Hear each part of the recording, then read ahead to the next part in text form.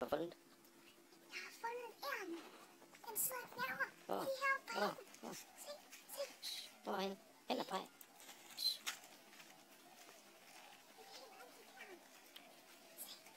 Du må ikke godt få tæt på, så stresser vi den. Se. Helt rigtig æren. Ja. Opad.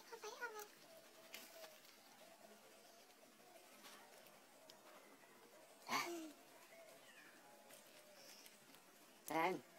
Ja, den bliver overhovedet ikke stresset. Hold da op. Det var da helt vildt. Har du set Louise?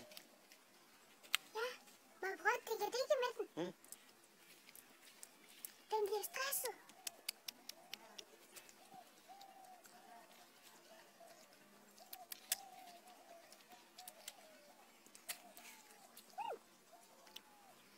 Jeg synes, det ligner din murmeldyr. Nej, det tror jeg bestemt ikke. Han ser helt anderledes ud i munden. Ja. Den bevæger sig heller ikke ret meget. Nå, men det er fordi, den er stiv som en pind. Det er som pind. Den har nok fået tønstil. Det er sådan en pind. Af ærnebanden. Ja. Ja, vi så faktisk også et æren lige oppe i kravlertræet.